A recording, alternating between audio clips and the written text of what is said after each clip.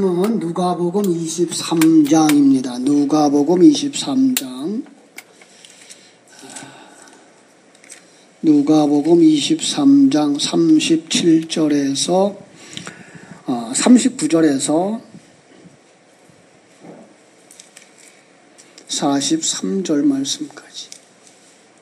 누가복음 23장 39절에서부터 43절입니다. 누가복음 23장 39절 찾으셨습니까? 우리 같이 읽겠습니다. 달린 행악자 중 하나는 비방하여 이르되 네가 그리스도가 아니냐 너와 우리를 구원하라 하되 하나는 그 사람을 꾸짖어 이르되 네가 동일한 정죄를 받고서도 하나님을 두려워하지 아니하느냐 우리는 우리가 행한 일에 상당한 보응을 받는 것이니 이에 당연하거니와 이 사람이 행한 것은 옳지 않은 것이 없느니라 하고 이르되 예수여 당신의 나라에 임하실 때에 나를 기억하소서 하니 예수께서 이르시되 내가 진실로 내게 이르노니 오늘 네가 나와 함께 낙원에 있으리라 하시니라. 아멘. 오늘은 좀 이렇게 어려운 그리고 아주 중요한 내용을 같이 나누게 됐는데요. 우리 사도신경을 지금 11번째 강의하고 있는데 오늘 음부에 내려가사 하는 부분입니다. 우리 한글 사도신경에는 음부에 내려가사가 빠져 있습니다. 이게 세상 사람들이 그 신자들까지도 음부에 내려가사라는 내용이 오해를 불러일으키니까 이렇게 한국에 들어온 선교사님들부터 시작해서 이 음부에 내려가사를 아예 빼버렸습니다. 그런데 원문에도 있고 그리고 이제 제가 중국에서 사역할 때 중국어로 사도신경을 하면 거기에도 있었습니다. 그래서 이제 그렇게 썼죠. 장자의 인젠 그래가지고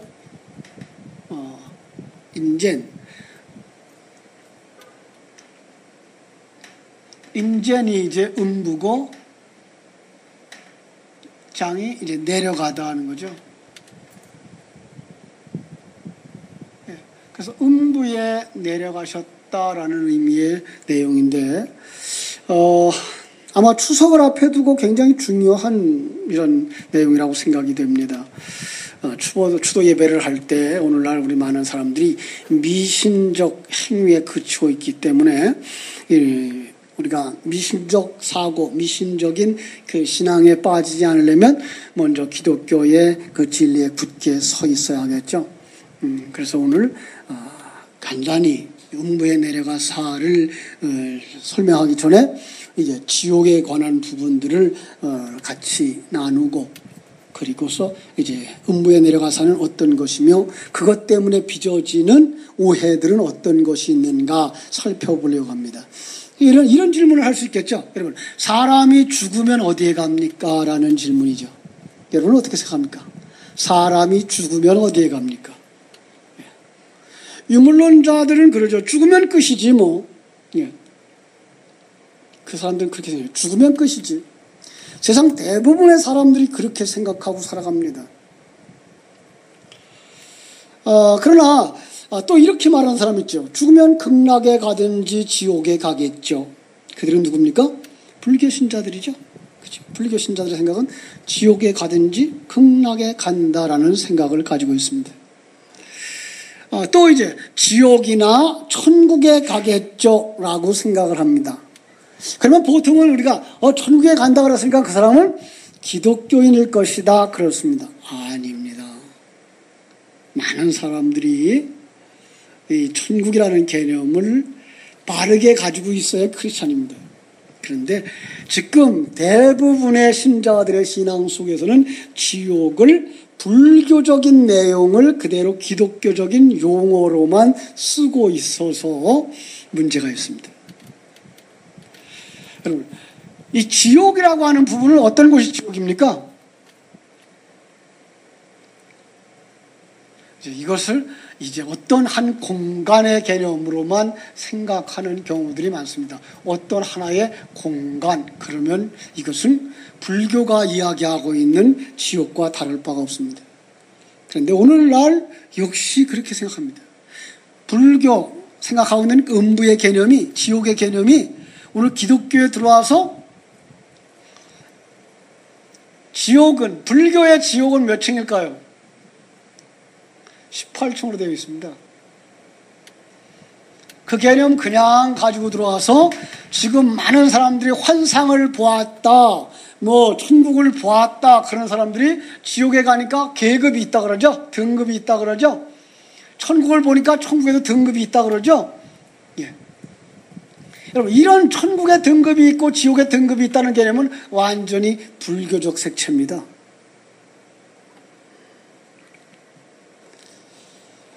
왜 그렇게 불교적 색채가 기독교를 잠식해 왔습니까? 그것은 불교적 개념이 인본주의적 개념이기 때문에 세상적 가치관과 세상적인 생각을 가지고 들어온 사람들이 얼른 접하기가 좋습니다.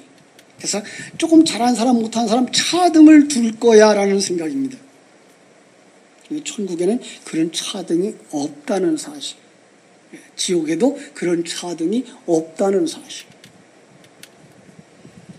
그것은 성경이 말하고 있는 건데, 그걸 보지 못하고 세상적인 가치관을 가지고 등급을 설명하다 보니까 거기서 뭐가 나오는가 하면 이제 천주교회의 연옥설이 나옵니다. 연옥설이 뭐죠? 천주교의 교리인데요. 천주교의 교리 가운데는 아주 그 사람들을 매력적으로 끌어가는 한 개념이 있습니다. 그게 뭔가 하면 천국이라고 하는 어떤 지옥에 들어갈 만큼 완전한 교리를 세우지 못하고 완전한 성화에 이르지 못한 사람들이 들어가는 장소가 있다. 이것이 연옥입니다. 그 세상에서 예수를 믿기는 했는데, 교회 다니기는 했는데, 자기네들 말로 말하면 세례를 받았죠. 영세를 받았는데, 영세를 받았지만 그 삶의 부분에 보면 그는 완전히 옛사람을 벗어버리지 못한 사람인 것 같아. 그래서 그는 일단 어디에 갑니까? 연옥에 들어가서 여기서 이제 그 옛사람을 벗어버리는 과정이 거쳐서 완성되어지면 그때의 천국에 들어가고, 신부나 수녀 같은 사람은 연옥에 거치지 아니하고 바로 천국에 들어가고, 이런 개념을 가지고 있습니다. 거기다가 여기에 필요한 게 뭐죠? 여기에 필요한 게 이들이 빨리 연옥에서 벗어나려면 자손들의 헌금과 자손들의 기도, 그리고 이 죽은 사람을 위한 예배가 있으면 이들은 빨리 속도를 단축해서 천국에 들어간다, 이런 개념이 있었습니다. 이걸 조금 더 보태가지고 뭐 했죠? 중세기에 커다란 성당들을 지으려고 속죄권을 팔았습니다. 그들의 생각은 영세를 통해서, 영세가 그들의 적이죠, 세례입니다. 세례를 통해서 무엇을 받고? 원죄를 씻고. 그래서 예수 그리스도의 사역은 바로 이 영세를 통해서 원죄를 씻는 것만 있고, 나머지 자범죄와 우리의 행위로서 지어야 되는 건 우리들이 해야 된다고 생각을 합니다. 그래서 그 우리들이 이루지 못한 건 바로 이 연옥의 과정을 거쳐서 이제 생각해야 된다 그러고요. 그들이 시간과 공간의 개념을 가지고 있다 보니까, 그럼 영세 받기 전에 태어난 애들은 어떻게 됩니까? 예수님이 이 땅에서 십자가에서 완성한 그 십자가의 그 공로가 있기 전 역사 속 그 시간과 공간 속에서 선배들은 어떻게 됩니까? 이래가지고 만들어낸 것이 림보라고 하는 거죠. 그 림보에 보면 어린아이들이 영세받기 전에 죽은 어린아이들에게 유아림보라는 것을 이제 만들어 놨죠. 그리고 우리 예수님 이 땅에서 십자가에서 구원의 완성되기 전에 죽은 그 옛사람들에 대해서는 그 선조림보라고 하는 것을 만들어 놨어요. 유아림보는 천국도 아니고 지옥도 아닌데 원죄를 해결하지 못했기 때문에 천국에 들어가지 못하고, 그렇다고 해서 자범죄를 지은 것도 없기 때문에 그들은 지옥의 형벌은 받지 않는다. 그래서 그 유아림부라고 하는 어떠한 공간 속에서 그들은 뭐 한다고 생각하는가 하면은 그냥 일반적인 복만 누린다라고 생각을 하는 거예요. 그리고 이 선조림보는 예수님이 믿기 전에, 예수님이 이 땅에 오셔서 십자가에서 죽으시고 부활하시는 그 사건 전에 일어난 그 믿음의 사람들, 신앙의 사람들, 그들은 구원을 받지 못하고 어디에 간가 하면 선조림보에 들어가 있다가 예수님이 십자가에서 못 박혀 돌아가신 다음에 지옥에 내려가서, 지금 이 얘기죠, 음부에 내려가서 여기에서 조상들에게 복음으로 선포하고 그들에게 복음으로 그들의 죄를 씻어서 그들은 다 천국에 들어갔고 선조림보에는 지금 텅 비었다라는 생각을 가지고 있습니다. 유아림보는 영원히 존재한다, 이런 거죠. 예. 공로가 부족하면 어떻게 돼요? 자손들의 헌금이 플러스 되어져야 되고, 이제 죽은 자를 위한 기도가 있어야 되고 예배가 있어야 된다, 이런 거죠. 이러다 보니까 이것이 기독교에 와서도 이런 사상이 그냥 그대로 흘러와서 요즘 일부에서는 어떤 생각들을 가지고 있는가 하면은 천년왕국과 하나님 나라는 다르다라고 생각을 하고 있고요. 심지어는 어떻게 말하는가 하면은 이것이 천국이라고 그래요. 이게 하나님 나라라 그러면 하나님 나라의 한 부분에 거기가 수도, 하나님 나라의 수도가 있는데 거기가 바로 천년왕국이다.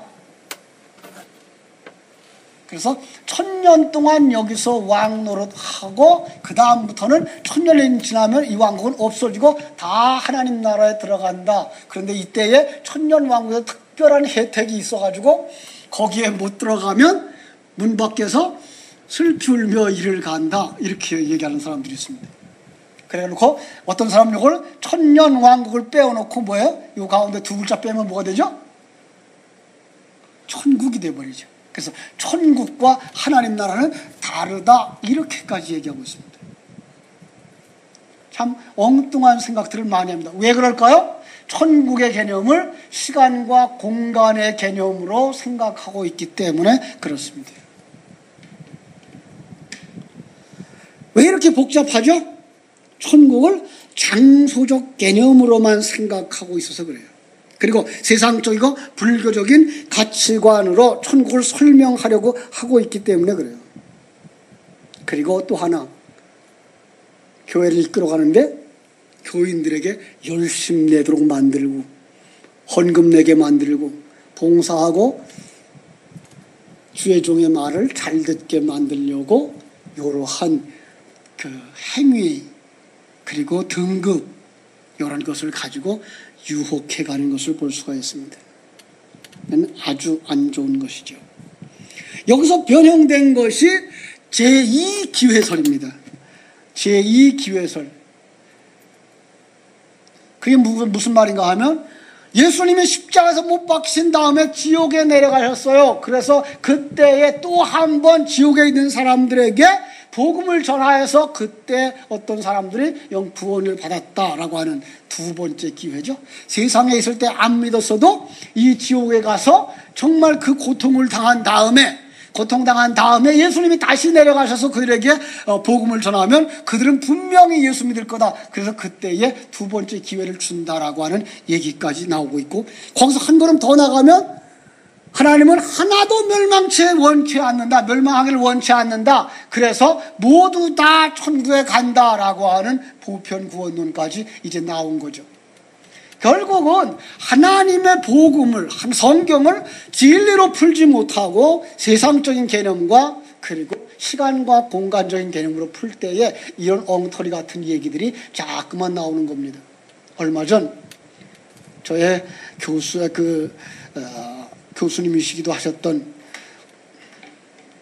학장이기도 하셨던 그런 분이 은퇴하시고 70이 넘으셔서 은퇴하시고 아프리카로 선교하러 가겠다. 그래서 그렇게 신학을 가지고 공부하시고 학자로 책을 많이 내신 분이 또 하나님 앞에 그 증거를 구했어요. 하나님, 내가 아프리카 가려고 그러는데 증거 주셔야 가지 않습니까? 그럼 그동안은 뭐 가지고 설교하고 뭐 가지고 강의했다는 거예요? 학생들을 가르쳤다는 거예요? 그랬더니 그렇게 금식하고 기도하니까 하나님이 며칠 동안 천국과 지옥을 보여주셨대요. 그렇다고 그걸 책으로 엮고 그리고 많은 교회 다니면서 간증을 하고 계신 이런 어른이 계셨어요. 아니요.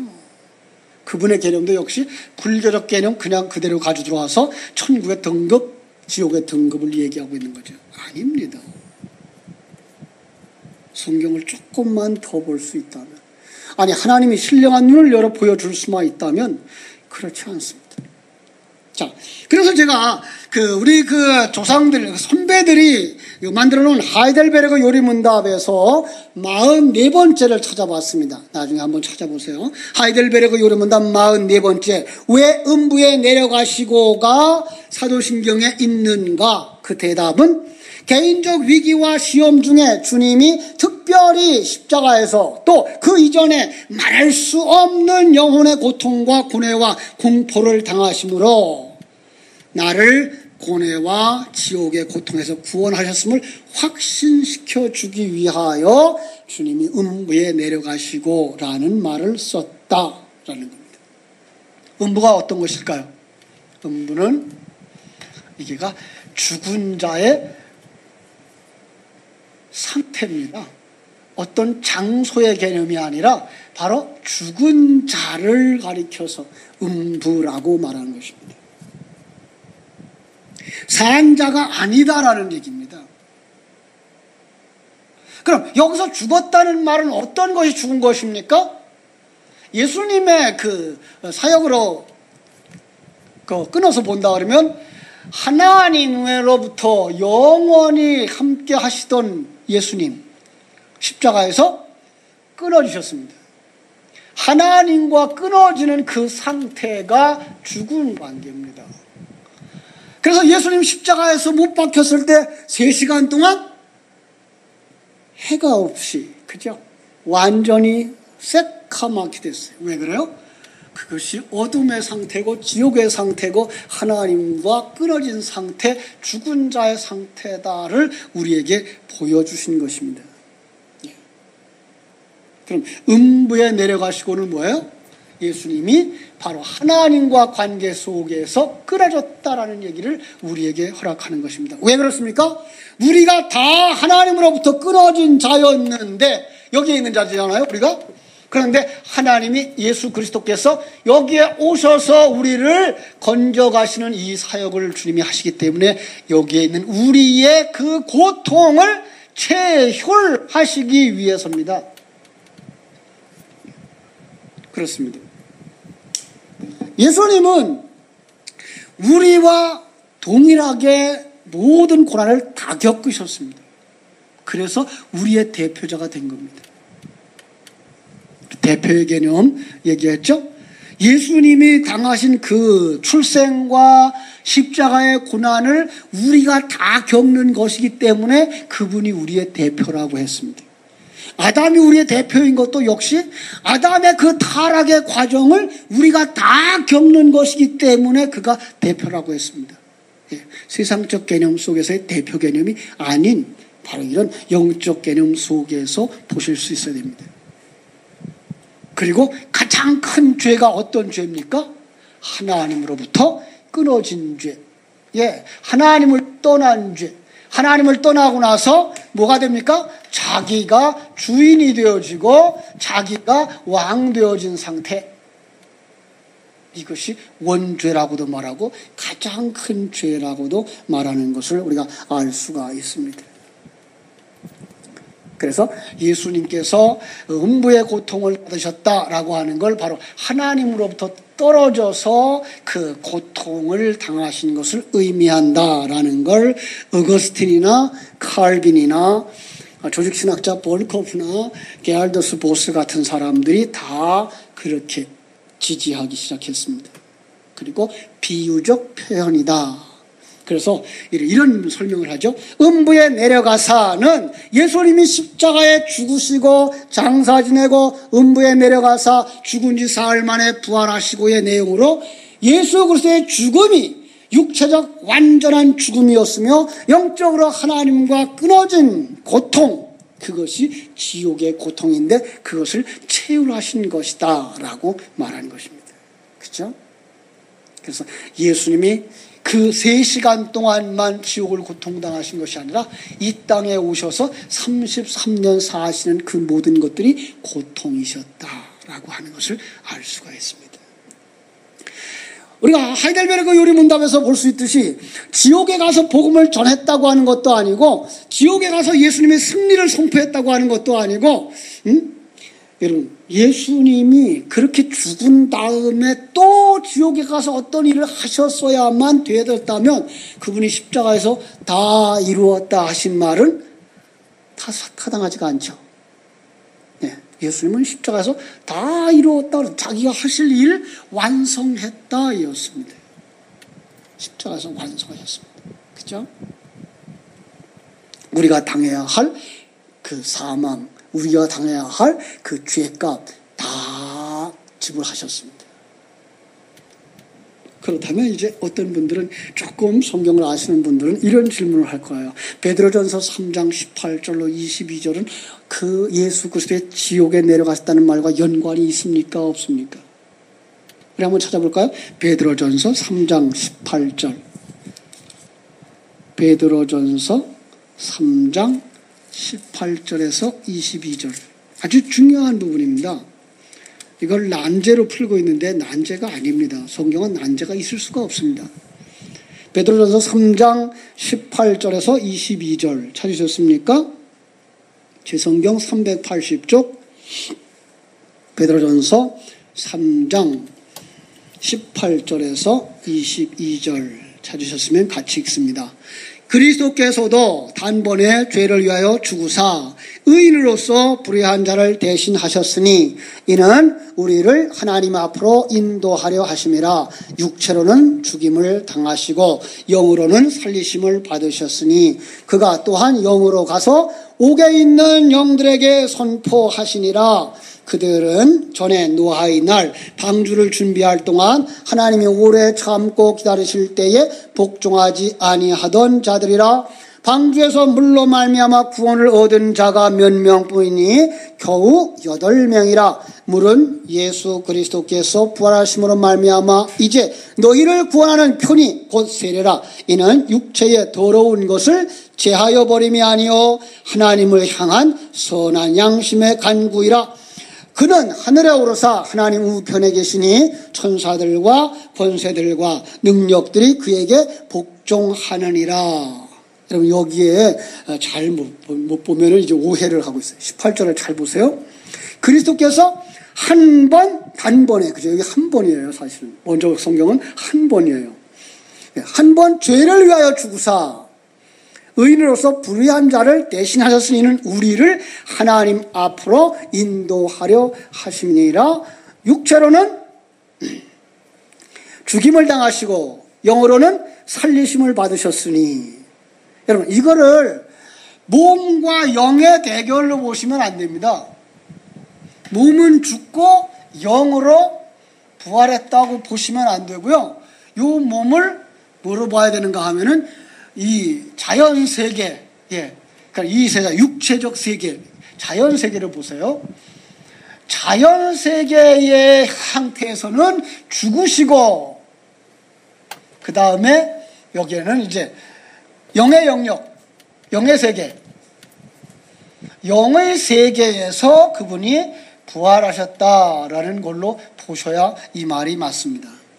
왜냐하면 예수님이 부활하시고서 영만 부활했나요? 어떻습니까? 예수님 부활한 다음에 육체가 있었습니까? 없었습니까? 있었죠. 그래서 예수님은 자연 세계에서 죽으셨어요. 시공간에 있는 이 세계 속에 존재하는 사람으로서는 죽으신 거예요. 그 다음에 그는 영의 세계, 그죠? 그 영의 세계는 뭐예요? 시공의 한계가 없는 하나님의 세계. 거기에서 부활하신 거예요. 그래서 예수님이 부활 후에 제자들 속에 나타나시죠. 제자들 속에 나타나셔요. 그들과 함께 음식도 잡수셔요. 그런데 금방 안 보여요. 어디로 갔을까요? 거기 계셔요. 그런데 영의 세계로 들어가신 거예요. 우리 눈에는 아직 영의 눈이 안 열려서 그분이 거기 계신 걸 보지 못하는 거죠. 여러분은 영의 눈이 열렸습니까? 아직 확실하지 않습니다. 어떤 분은 열렸습니다. 그런데 희미합니다. 여러분, 예수님 어디 계시죠? 여러분 안에 계신 거 보이십니까? 여러분과 동행하고 계신 예수님 보이십니까? 이걸 보는 감각들이 살아나야 됩니다. 그래야 그가 영적인 눈이 열린 사람입니다. 바로 제자들에게 있어서는 그런 부분이 있었습니다. 그래서 그들이 언제쯤 영의 눈이 열립니까? 사도행전 2장에 가서 성령 받은 다음에 그들이 눈이 열리게 되는 것입니다. 그래서 예수님은 지금 여기 베드로전서 3장 18절에서 이 얘기를 하는 겁니다. 그들에게 왜 영의 영역에 부활하시고 그들에게 나타나셨는가 하면 영적 세계가 실제로 존재한다는 걸 보여주려고. 예수님의 제자들 앞에 나타났다 없어졌다 나타났다 없어졌다 하는 그 이유는 그들에게 영적 세계가 이렇게 존재한다고 분명하게 보여주려고 나타나신 겁니다. 우리가 사는 자연세계, 물질세계는 과거로 갈 수 없죠. 미래도 한꺼번에 갈 수 없어요. 그죠? 다른 곳으로 동시에 존재할 수도 없죠. 그런데 영의 영역에 사시는 분들은 시간과 관계없이 오고 가셔요. 그죠? 그래서 예수님은 2000년 전에 이 땅에 오셔서 33년만 사신 분이 아니고 영의 세계 속에서는 언제도 존재하셨어요? 창세기에도 존재해요. 네. 그리고 출애굽 때에도 존재해요. 다윗 왕국 시대에도 존재해요. 지금도 존재해요. 믿습니까? 네, 그렇습니다.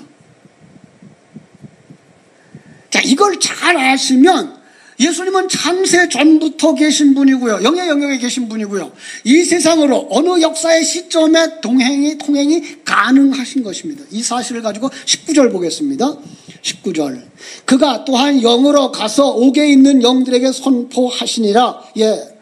그가 또한 영으로 가서 어디에 가서요? 역사 속에 과거로 가셨어요. 지금 여기서 말하고 있는 누구? 노아 홍수의 때에도 예수님은 가셔서 그들에게 복음을 전하셨어요. 어떻게? 선지자들을 통해서. 그럼 그 당시에 노아 시대의 선지자는 누구였어요? 노아죠. 그러니까 노아를 통해서 그 예수님은 복음을 전하셨어요. 뭐를 통해서? 방주 짓는 역사를 통해서. 그런데 그때에 다른 사람은 믿었어요? 안 믿었어요? 안 믿었고 그들이 지금 어디에 있다고요? 그들이 지옥에 있다 이 얘기를 하시는 거예요. 그래서 20절. 그들은 전에 노아의 날 방주를 준비할 동안 하나님의 오래 참고 기다리실 때 몇 년 동안? 120년 동안 그들은 복종치 아니하던 자들이라 방주에서 물로 말미암아 구원을 얻은 자가 몇 명뿐이니 겨우 8명이라. 8자 무슨 숫자예요? 세 사람의 숫자. 새 창조의 숫자. 그죠? 잊지 마세요. 거기 또한 영으로 지금 옥에 있는 영들에게 전파했다. 그래서 20절 뭐라 그래요? 그들은 전에 노아의 날 방주 준비할 동안 하나님이 오래 참고 기다리실 때에 복종하지 아니하던 자들이라 방주에서 물로 말미암아 구원을 얻은 자가 몇 명뿐이니 겨우 8명이라 라고 말씀하고 있는 거예요. 예수님은 영의 영역에서 영원히 계신 분으로서 구약시대 시간과 공간 속에 내려오셔서 그리스도의 영으로 성령으로 창세기 1장 2절에 뭐예요? 하나님의 영으로 하나님의 신으로 역사하셨죠. 지금 역사하듯이 그러나 역사라고 하는 몇천 년의 이 시간표는 시간과 공간 속에서만 있는 것이죠. 하나님의 영원의 시간 속에서는 하나님은 여기서 여기까지가 그냥 그날이에요. 여기에 창세기 창조할 때 역사했던 그분이 바로 그 예수님이시고요. 2000년 전에 십자가 오시신 분이 바로 그 예수님이시고요. 오늘도 여러분과 내 안에서 일하시고 계신 그분이셔요.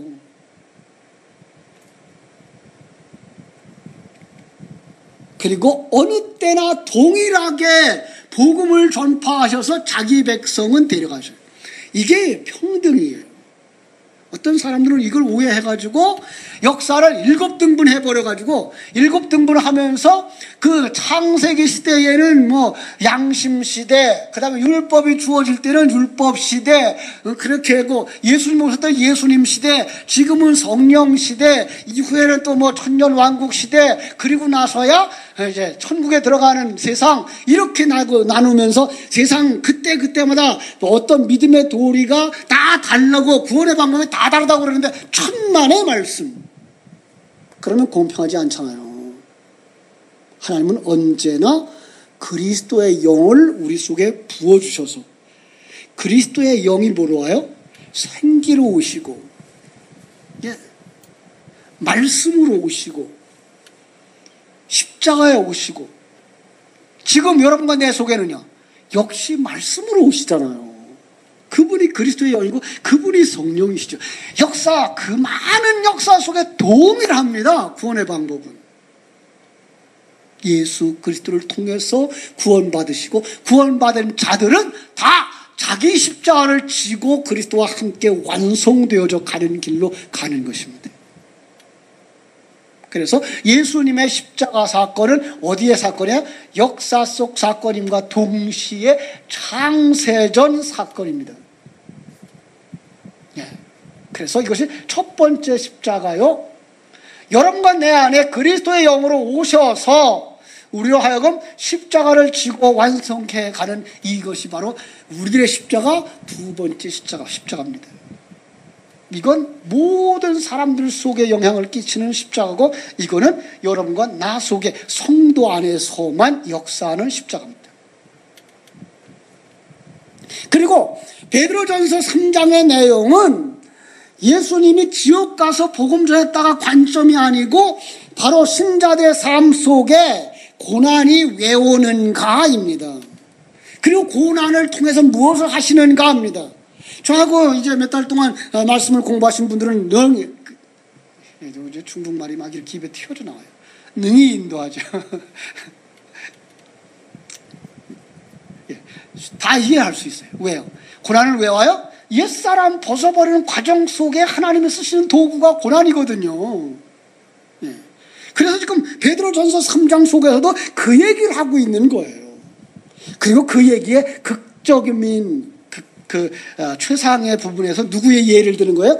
예수님을 예로 들어서, 예수님은 그렇게 부당하게 고난을 당하셨지만 하나님을 높이셔서, 하나님이 그를 높여서 영광을 받으셨다라고 말씀하고 있는 분인 거예요.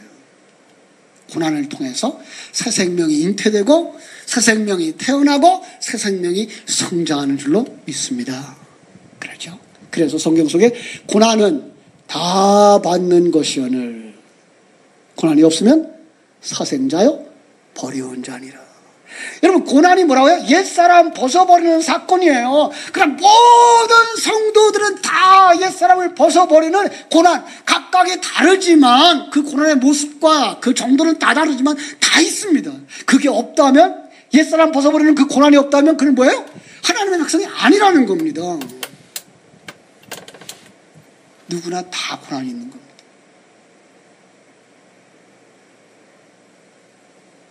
여기서 우리가 지금까지 공부한 것, 하나님이 어떤 분이라고요? 전능하신 분, 창조주 하나님, 섭리의 하나님, 목적을 가지고 우리를 이끌어가시는 경륜의 하나님. 그렇다면 그 나를 그렇게 사랑하시는 내 아버지가 내게 그 사랑하는 아들에게 고난을 준다면 거기엔 고난에 분명한 이유가 있는 것입니다. 물론 그 고난을 이끌어내는 그 자가 사단일 수 있습니다. 예, 사단은 하나님의 심부름꾼이기 때문에 그렇습니다. 여러분, 오해하지 마세요. 사단이 굉장히 세력이 커서 하나님과 맞서 싸우는 그런 부분으로 그건 영화고 소설입니다. 성경 속에서 사단은 그냥 하나님의 도구입니다. 욥기서를 보시면 거기서 우리가 하나님의 도구된 그 사단을 볼 수 있고요. 요한계시록 20장에 가보면 사단을 묶어서 어디에 던져요? 무저갱에 던지죠. 마지막 시대에 하나님을 묶어 무저갱에 던질 수 있는 그 하나님이 지금은 사단을 묶어서 무저갱에 던질 수 없습니까? 아니에요. 하나님은 과거나 현재나 미래나 동일하신 능력자입니다. 그런데 그를 통하여 우리를 만들어가게 하시려고 그를 쓰는 겁니다.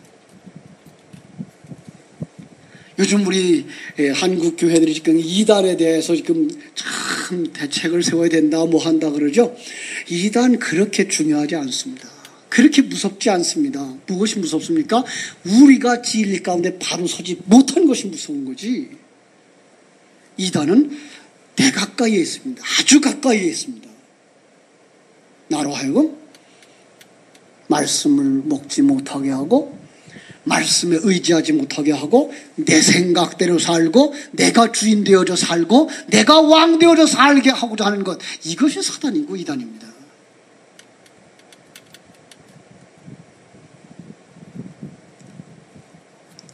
왜 고난을 주십니까? 욥기서 42장 5절, 내가 주께 대하여 귀로 듣기만 하였사옵더니 이제는 눈으로 주를 배움나이다. 이걸 위하여 하나님 우리에게 고난도 주시는 것입니다.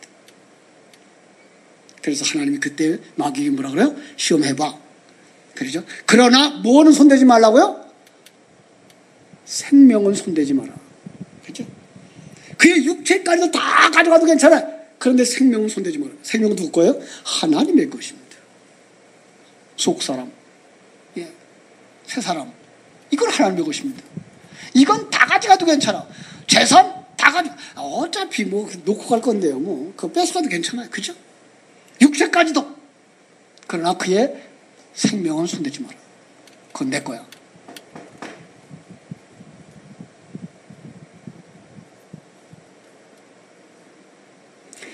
우리는 그 내가 만나는 고통, 실패의 원인이 뭔지 알 수는 없어요. 이것만 알아요. 대각적인 얘기만, 개략적인 얘기만.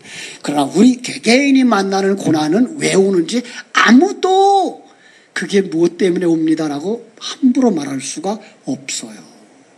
그런데 우리는 너무 쉽게 나는 다른 사람을 평가하죠. 아유, 기도 안 해서 그래. 하나님의 봉사 안 해서 그래. 아니요, 그렇게 함부로 판단하지 마세요.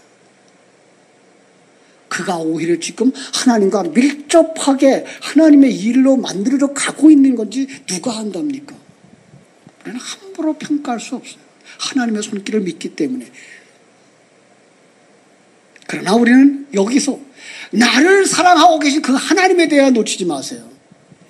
전능하신 하나님, 예, 천지와 만물을 창조하시고 나까지 창조하시고 이 역사를 운행하시고 나라를 운행하시고 내 인생을 섭리하시고 그리고 목적을 이끌어서 가시는 그 하나님이 내 아버지라는 사실, 독생성자를 죽이기까지 나를 사랑하신 그 크신 아버지라는 사실을 절대 잊지 마세요. 그걸 놓치지 마세요. 베드로전서 4장 1절로 2절에서는 고난으로 갑옷을 삼으라 그러죠. 그죠? 한번 4장 1절 볼까요? 그리스도께서 이미 육체의 고난을 받으셨으니 너희도 같은 마음으로 갑옷을 삼으라. 예, 고난으로 갑옷을 삼으라. 그러면 고난 받은 자가 죄를 그친답니다. 여기서 죄는 뭐예요? 하나님 떠난 이 죄입니다. 자기가 왕된 이 죄입니다. 그럼 어떻게 된다는 거예요? 하나님과 하나 된다는 것이고 하나님과 연합된다고 하는 것입니다. 이게 복이죠. 이게 완전한 의를 이룬다고 하는 것이고 이것이 건강한 세포, 건강한 예수의 지체가 된다고 하는 것입니다. 그래서 2절은 말하죠. 그 후에로는 다시 사람의 정욕을 따르지 않고 하나님의 뜻을 따라 육체의 남은 때를 살게 하려 함이라. 예. 그래서 베드로전서 4장 6절 또 오해하지 마세요. 이를 위하여 죽은 자들에게도 복음이 전파되었으니 이는 육체로는 사람으로 심판을 받으나 영으로는 하나님을 따라 살게 하려 함이니라. 아까 얘기했어요. 자연 영역에서요. 자연 영역에서는 뭐 한다고요? 고난을 받는다고요. 예. 그래서 영의 영역에서 뭐예요? 하나님을 따라 살게 하려 하는 거예요. 그러니까 우리의 고난이 왜 와요? 옛사람 벗어버리라고. 그리고 속사람 살찌우고 성장하라고. 잊지 마세요. 이걸 그냥 아까 앞장했던 18절에서 22절과 연결하면 앞뒤가 맞아서 지옥 가서 죽은 자에게 전한 것처럼 보일 수 있는데 그렇지 않아요. 여기 죽은 자들은 당시 초대교회에 예수 믿다가 먼저 죽은 자들입니다. 그 당시 그들은 예수님을 믿었었기 때문에 자기들이 살아서 승천할 줄로 알고 있었어요. 그런데 한 사람 한 사람 죽어가는 거예요. 걱정이 되는 거예요. 저 사람들 죽으면 어떡하나? 우리 뭐 못한 거 아닌가? 라고 말할 때에 이제 말씀하신 거죠. 그죠? 육체로는 사람처럼 심판을 받는다. 무슨 뜻이에요? 육체로는 죽음을 당한다. 우리 모두 다 육체로는 죽어요. 그죠? 그런데 우리 영어로는 어떻게 돼요? 사는 거죠.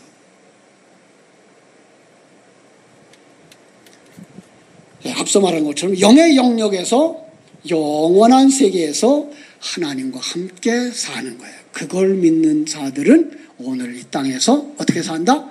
하늘나라를 소망하며 하나님을 찬송하며 살게 된다라고 하는 거죠. 자, 이제 말씀 정리됩니까? 음부에 내려갔다고 하는 건 어떤 얘기라고요? 그것은 예수님이 십자가 위에서 모든 고난을 다 당하셨다. 지옥의 고통까지도 경험하셨다라고 하는 뜻이지 지옥에 내려가지 않았다는 것이고, 성경 속에 지옥에 내려갔다라고 하는 것처럼 보여지는 것은 그것은 지옥에 있는 자들에게 그들도 이미 뭘 들은 사람이다? 복음을 듣기는 했었다. 그러나 그들은 믿음에 이르지 못한 자들. 그래서 지금 지옥에 있는 자들이다 라고 하는 사실을 잊지 마시고, 그리고 우리는 육으로는 죽는다. 그죠? 영역에서, 그 몸의 영역, 이 세상에서는 우리가 죽는다. 그 죽음 새벽에 얘기했어요. 하나는 뭐예요? 완성의 죽음. 또 하나는 뭐예요? 멸망의 죽음. 성도의 죽음을 귀히 여기시는데 그 성도의 죽음은 뭐예요? 완성의 죽음이에요. 그래서 성도의 죽음은 어디로 들어가는 문이에요? 천국으로 들어가는 대문을 통과하는 것. 그죠? 그 다음에 지옥의 죽음은 뭐예요? 영원히 멸망당해서 하나님 앞에 끊어져서 영원히 지옥에서 자기 왕이 되어져 사는 것. 그렇습니다. 바로 우리는 그때를 깨달아 한다면 오늘 우리는 어떻게 살아가야 된다고요? 예수 그리스도의 십자가를 창세전 사건으로 두고 예수님이 죽으시고 부활하시고 승천하신 사건과 함께 우리 안에 오신 그 성령의 역사, 그죠? 내 안에 누가 오시죠? 그 그리스도의 영이 내려오시죠. 그러면 그때부터 우리는 우리 속에서 십자가의 삶을 살아. 그리고 옛사람을 벗어버리고 새 사람으로 완성되어지는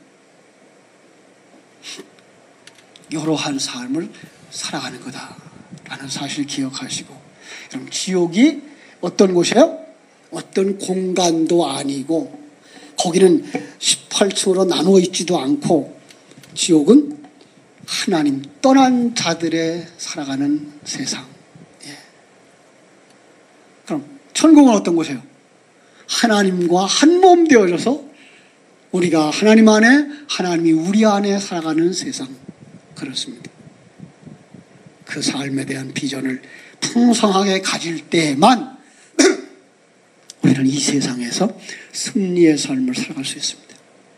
매일 매 순간 우리의 마지막을 점검하면서 주와 함께 동행하는 에녹과 같은 성도들 다 되어지기를 주님의 이름으로 축원합니다. 기도하겠습니다. 하나님, 하나님의 크고 놀라우신 사랑과 은혜를 감사합니다.